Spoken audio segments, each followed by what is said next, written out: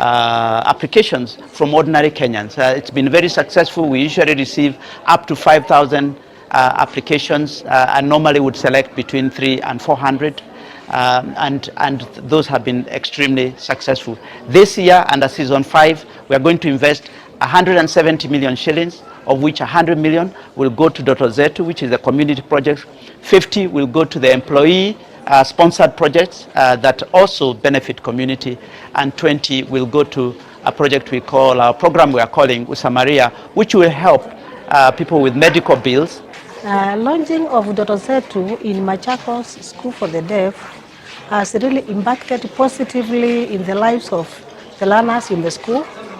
One, the learners have been sensitized that they are not alone in the world.